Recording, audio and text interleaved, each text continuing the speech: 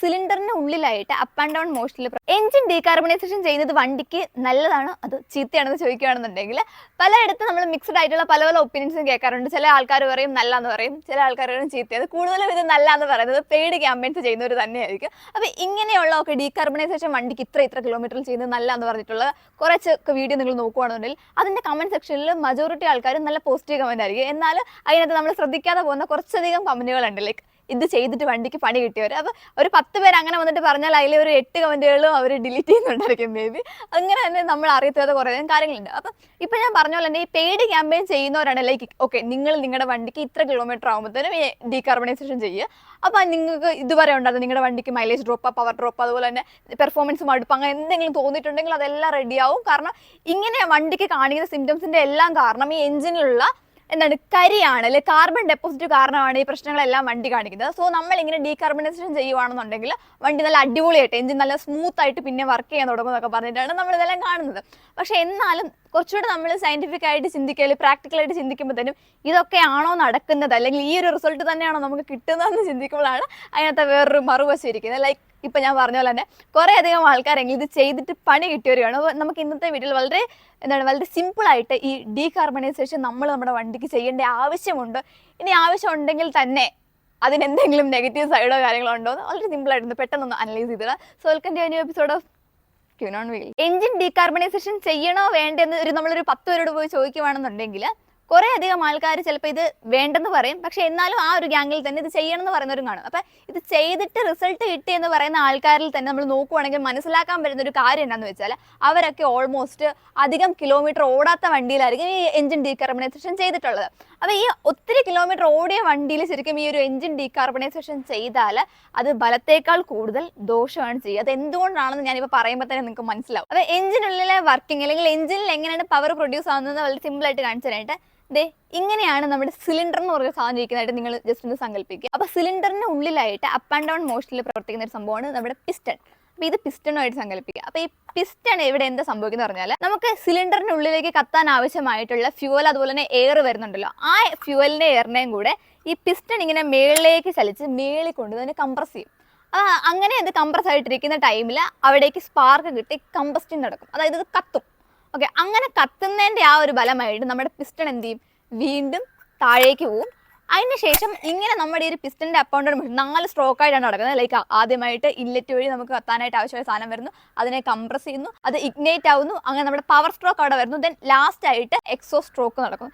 ഇത്രയുമാണ് ഒരു സിലിണ്ടറിലെ മെയിൻ ആയിട്ടുള്ള 4 സ്ട്രോക്കും അതിന്റെ വർക്കിംഗ് എന്ന് പറയുന്നത്. ലൈക്ക് ഇപ്പം നിങ്ങൾക്ക് മനസ്സിലായല്ലോ. ഇവിടെ എന്താ സംഭവിക്കുന്നത് പറഞ്ഞാൽ ഞാൻ പറഞ്ഞു മേളിൽ കൊണ്ട് കംപ്രസ് ചെയ്ത് വെച്ചതിന് ശേഷം അവിടെ സ്പാർക്ക് കിട്ടി നമ്മുടെ എയർ ഫ്യൂൽ മിക്സ്ചർ കത്തി. ഇതിപ്പോൾ നമ്മുടെ പെട്രോൾ എഞ്ചിന്റെ കേസിലാണ് ഞാൻ പറഞ്ഞത്. അതായത് ആദ്യം നമുക്ക് എയർ ഫ്യൂൽ മിക്സ്ചർ വന്നിട്ട് സെക്കൻഡ് സ്ട്രോക്കിൽ ഇതിനെ രണ്ടിനെ കൂടെ കംപ്രസ് ചെയ്യുന്നത്. അതേസമയത്ത് ഇപ്പോൾ ഡീസൽ ആണെന്നുണ്ടെങ്കിൽ എയർ ഫ്യൂൽ മിക്സ്ചർ അല്ല നമ്മുടെ ഇൻടേക്കിൽ വരുന്നത്, പകരം എയർ മാത്രമായിരിക്കും. സോ ആ എയറിനെ മാത്രമാണ് പിസ്റ്റൺ അപ്പം മേളിലേക്ക് പോകുമ്പോൾ കംപ്രസ് ആവുന്നത്. അങ്ങനെ കംപ്രസ് ആകുമ്പോഴത്തേനും നമുക്കറിയാം ഒരു സാധനം കംപ്രസ് ആകുമ്പോഴത്തേനും അതിന് ചൂട് പിടിക്കും. അത്രയും ചൂടുള്ള എയറിലേക്ക് ഡീസൽ സ്പ്രേ ചെയ്ത് കൊടുക്കുമ്പോഴായിരിക്കും നമ്മുടെ ഡീസൽ എഞ്ചിൻ്റെ കാര്യത്തിൽ കത്തൽ നടക്കുന്നത്.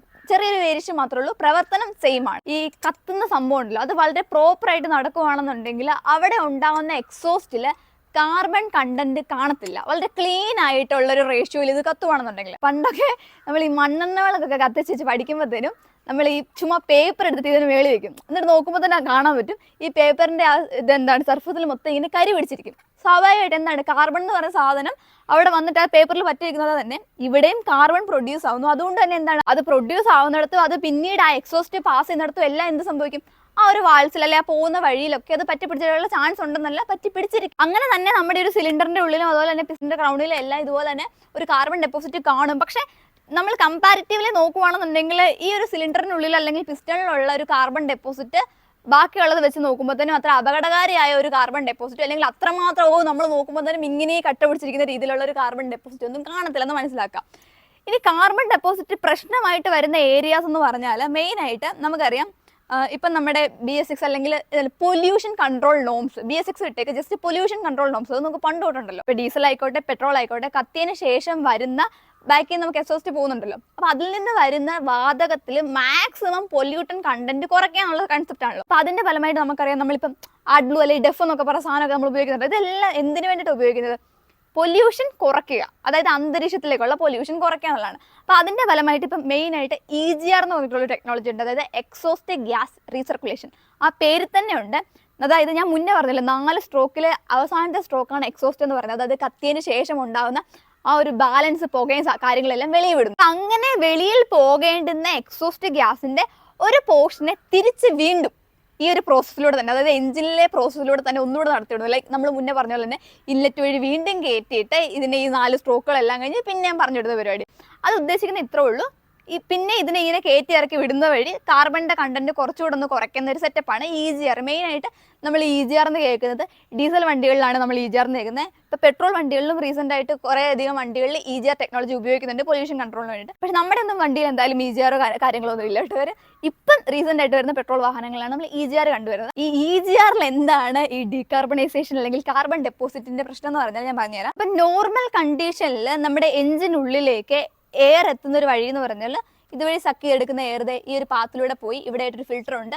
അവിടുന്ന് ഫിൽറ്റർ എല്ലാം കടന്നിട്ടാണ് പിന്നെ നമ്മുടെ ഇൻലെറ്റ് മാനിഫോൾഡ് വഴി, അതുപോലെ തന്നെ ത്രോട്ടിൽ ബോഡി ഒക്കെ അവിടെ ഉണ്ട് കേട്ടോ. അതിന് ശേഷമാണ് ഫൈനലി നമ്മുടെ സിലിണ്ടറിലേക്ക് ഇൻലെറ്റ് വാൽവ് വഴി നമ്മുടെ ഈ ഒരു എയർ ഫ്യൂൽ മിക്സർ കയറുന്നത്. ഇപ്പം ഞാൻ പറഞ്ഞത് ഒരു നോർമൽ പാത്താണ്. ഇപ്പം ഞാൻ പറഞ്ഞത് ആ എയർ ഫിൽറ്റർ കഴിഞ്ഞിട്ടുള്ള പോർഷൻ ഇല്ലേ, ആ ഒരു പോർഷൻ തൊട്ടായിരിക്കും ഈ EGR ഉള്ള വണ്ടികളിൽ ഈ എക്സോസ്റ്റ് ഗ്യാസിനെ ആ ഒരു പാത്തിലേക്കായിരിക്കും കൊണ്ടുവെക്കുന്നത്. അപ്പം നിങ്ങൾ ആലോചിക്കുക, ഈ ഒരു ഇൻലെറ്റ് മാനിഫോൾഡിന്റെ ആ ഒരു പാത്ത്, അതുപോലെ തന്നെ ഞാൻ പറഞ്ഞ ഒരു ബൈപ്പാസ് ചെയ്തിട്ട്, അതായത് വെളിയിലേക്ക് പോകേണ്ട ഈ ഒരു ഗ്യാസിനെ, എക്സോസ്റ്റ് ഗ്യാസിനെ ബൈപ്പാസ് ചെയ്ത് കൊണ്ടുവരാനായിട്ട് ഈ ഒരു മാനിഫോൾഡിലേക്ക് കൊണ്ടുവരാനായിട്ട് ഒരു പൈപ്പ് കാണും. ഇതുവഴി എല്ലാം കടന്ന് എന്ത് ചെയ്യുന്നു, നമ്മുടെ നോർമലി ഉള്ള ഒരു വെളിയിൽ നിന്ന് എടുത്ത എയറിന്റെ ഒക്കെ കൂട്ടത്തിൽ ഈ ഒരു എക്സോസ്റ്റ് ഗ്യാസും കൂടെ സിലിണ്ടറിൽ എത്തുന്നു. അപ്പോൾ ഉറപ്പായിട്ടും നിങ്ങൾ ആലോചിക്കുക, കത്തിയതിന് ശേഷം വന്ന ഒരു പുകയായതുകൊണ്ട് തന്നെ ഈ പറഞ്ഞ വഴികളുണ്ടല്ലോ ഞാൻ ഇപ്പൊ പറഞ്ഞത്, അതായത് ഇതിനെ കൊണ്ടുവന്ന സെപ്പറേറ്റ് പൈപ്പ്, അതുപോലെ തന്നെ ഇൻലെറ്റ് മാനിഫോൾഡ്, ഇവിടെയൊക്കെ ഉറപ്പായിട്ടും ഏറ്റവും കൂടുതൽ കാർബൺ ഡെപ്പോസിറ്റ് നമുക്ക് കാണാൻ പറ്റുന്നത്. അതിന്റെ മെയിൻ ആയിട്ടുള്ള റീസൺ എന്താണെന്ന് പറഞ്ഞാൽ ഞാൻ മുന്നേ പറഞ്ഞു, കമ്പാരിറ്റീവ്ലി ഈ ഒരു സിലിണ്ടറിനുള്ളിൽ അല്ലെന്നുണ്ടെങ്കിൽ നമ്മുടെ പിസ്റ്റണിൽ എന്തുകൊണ്ടാണ് കാർബൺ ഡെപ്പോസിറ്റ് കൂടുതലില്ലാത്തത്?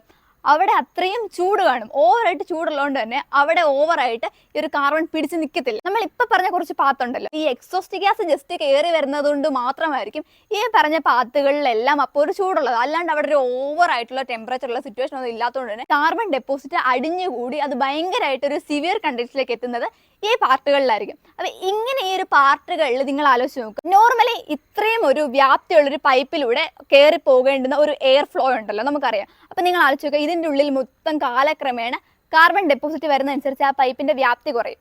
ലൈക്ക് അത്രയും അത് ചുരുങ്ങിയതിന് ശേഷം പിന്നെ അതിൻ്റെ ഉള്ളിലൂടെ കടന്നു പോകാൻ പറ്റുന്ന എയറിന്റെ എന്തായിരിക്കും അളവും അത്രയും കുറയും. അപ്പം അത്രയും അങ്ങനെ സിവിയർ കണ്ടീഷനിലേക്ക് പോകുമ്പോഴത്തേനാണ് നമ്മുടെ വണ്ടിക്ക് പവർ മടുപ്പ്, മൈലേജ് പ്രശ്നം, അങ്ങനെ കുറേ പ്രശ്നങ്ങൾ വരും. പിന്നെ നമുക്കറിയാമല്ലോ, നമ്മുടെ ഒരു ത്രോട്ടിൽ ബോഡിയൊക്കെ നോക്കുകയാണെന്നുണ്ടെങ്കിൽ അതിൻ്റെ ഉള്ളിലെ ബട്ടർഫ്ലൈ വാൽവാണ്, അതിൻ്റെ മൂവ്മെൻറ്റിനെല്ലാം പ്രശ്നം വരും. അപ്പം ഇങ്ങനത്തെ കുറേ കാര്യങ്ങൾ ഈ മേജർ ആയിട്ടുള്ള പോർഷനിൽ കാർബൺ ഡെപ്പോസിറ്റ് വരുന്നതുകൊണ്ടാണ് നമ്മൾ ആദ്യം പറഞ്ഞ പോലെ തന്നെ ഓക്കെ എൻ്റെ വണ്ടിക്ക് ഡീകാർബണൈസേഷൻ ചെയ്യണമല്ലോ എന്നൊരു തോട്ടിലേക്ക് നമ്മൾ എത്തിപ്പെടുന്നത്. അപ്പം നമ്മൾ പോയിട്ട് ഡീകാർബണൈസേഷൻ ചെയ്യാൻ കൊടുക്കുകയാണെന്നുണ്ടെങ്കിൽ അവർ ചെയ്യുന്നത് എന്താണെന്ന് വെച്ചാൽ, ഇങ്ങനെ എയർ ഫിൽറ്ററിന്റെ ആ പോർഷനൊക്കെ കഴിഞ്ഞിട്ടുള്ള ഒരു പോർഷനിലേക്ക് ഹൈഡ്രജനെയും കൂടെ അങ്ങോട്ടേക്ക് ഇഞ്ചക്ട് ചെയ്ത് വിടുന്നു. അത്രയാണ് ഇവിടെ സംഭവിക്കുന്ന ഒരു കാര്യം എന്ന് പറഞ്ഞാൽ. ഹൈഡ്രജനും കൂടെ അവിടെ പോയി കത്തുന്നതിന്റെ ഫലമായിട്ടാണ് എവിടേക്കാണ് കാർബൺ ഡെപ്പോസിറ്റ് ഉള്ളത് ആ കാർബൺ എല്ലാം ഇളകി നോർമലായിട്ട് വെളിയിൽ പോകുന്നത്. പക്ഷേ ഇത് പ്രശ്നമായിട്ട് വരുന്ന ഒരു കണ്ടീഷൻ എവിടെയാണെന്ന് വെച്ചാൽ, ഞാൻ മുന്നേ നിങ്ങളെ കാണിച്ചു തന്നില്ല നമ്മുടെ സിലിണ്ടറും പിസ്റ്റണും. അപ്പോൾ സിലിണ്ടറും പിസ്റ്റണും ഇവിടെ കംപ്രഷൻ ലീക്കും കാര്യങ്ങളൊന്നും ഉണ്ടാവാതിരിക്കാനായിട്ട് ഇത് വളരെ ടൈറ്റ് ആയിട്ട് നമ്മുടെ പിസ്റ്റണെ നമ്മുടെ സിലിണ്ടറിനുള്ളിൽ ടൈറ്റ് ആയിട്ട് നിർത്താനായിട്ട്, ഞാൻ ഇതിന് മുന്നേ എഞ്ചിൻ വർക്കിങ്ങിന്റെ വീഡിയോ ചെയ്തപ്പോൾ എനിക്ക് തോന്നുന്നു ഞാൻ ആ പിസ്റ്റണിൽ നിങ്ങൾക്ക് പിസ്റ്റൺ റിങ്ങും കാര്യങ്ങളൊക്കെ നിങ്ങളെ കാണിച്ചു തന്നായിരുന്നു.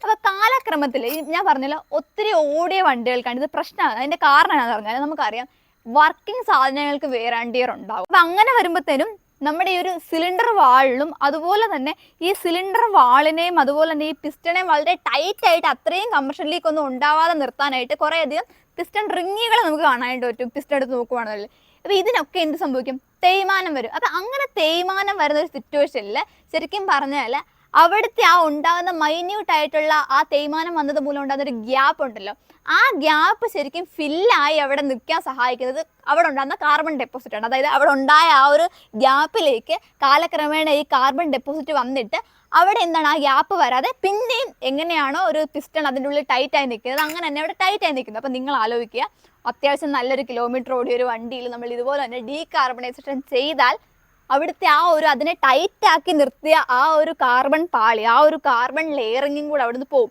അതിൻ്റെ ഫലമായിട്ട് എന്ത് സംഭവിക്കും, ഇപ്പം ഞാൻ പറഞ്ഞു കംപ്രഷൻ ലീക്കേജ് ഒന്നും ഉണ്ടാവാതെ സഹായിച്ച കാര്യമെന്ന് പറഞ്ഞു. സോ അതുകൊണ്ട് തന്നെ ആ സാധനം അവിടെ നിന്ന് പോകുമ്പോഴത്തേനും അവിടെ ഉറപ്പായിട്ടും കംപ്രഷൻ ലീക്കേജ് വരും. സോ അതിൻ്റെ ഫലമായിട്ട് നമ്മൾ എന്തിനാണ് നമ്മുടെ വണ്ടിക്ക് ഡീകാർബണൈസേഷൻ ചെയ്തത്? ലൈക്ക് പവർ ഡ്രോപ്പ് അതുപോലെ തന്നെ മൈലേജ് ഡ്രോപ്പ് കാര്യങ്ങളൊക്കെ കണ്ടിട്ടാണ്. അപ്പം നമ്മൾ ഇതൊന്നും ചെയ്തതിൻ്റെ ഒരു ബെനിഫിറ്റ് നമുക്ക് ഉണ്ടാവത്തില്ല. നേരെ മറിച്ച് ഈ ഉള്ള സിംറ്റംസ് എല്ലാം പിന്നെയും കൂടും. ലൈക്ക് കംപ്രഷൻ ലീക്കേജ് വരാമെന്ന് പറഞ്ഞാൽ അത്രയും വണ്ടിയുടെ പവർ നമുക്ക് ഡ്രോപ്പ് ആകുന്നത് നമുക്ക് ഫീൽ ചെയ്യാൻ പറ്റും. മാത്രമല്ല ഇത് കംപ്രഷൻ ലീക്കേജ് ഉണ്ടാകുമ്പോൾ നമ്മൾ മനസ്സിലാക്കേണ്ട വേറൊരു കാര്യം, അവിടെ ഓയിൽ കയറി കത്തും. പിന്നെയും എക്സ്ട്രാ അവിടെ വീണ്ടും കാർബൺ ഡെപ്പോസിറ്റ് കൂടാനുള്ളൊരു കാര്യം കൂടാണ് അവിടെ വരുന്നത്. സോ മെയിനായിട്ട് പറയേണ്ട ഒരു കാര്യം എന്ന് പറഞ്ഞാൽ ഡീകാർബണൈസേഷൻ കൂടുതൽ ഓട്ടമുള്ള വണ്ടികൾക്ക് ചെയ്യുവേ ചെയ്യാതിരിക്കുക. ഇനി നിങ്ങളുടെ വണ്ടിക്ക് ഈ പറഞ്ഞ പോലെ തന്നെ പവർ ഡ്രോപ്പ് കാര്യങ്ങളൊക്കെ കാർബൺ ഡെപ്പോസിറ്റ് ഉള്ളതിൻ്റെ പേരിലാണ് വന്നെന്നുണ്ടെങ്കിൽ, ഞാൻ പറഞ്ഞല്ലോ മെയിനായിട്ട് കാർബൺ ഡെപ്പോസിറ്റ് എവിടൊക്കെയാണ് വന്നതെന്ന്.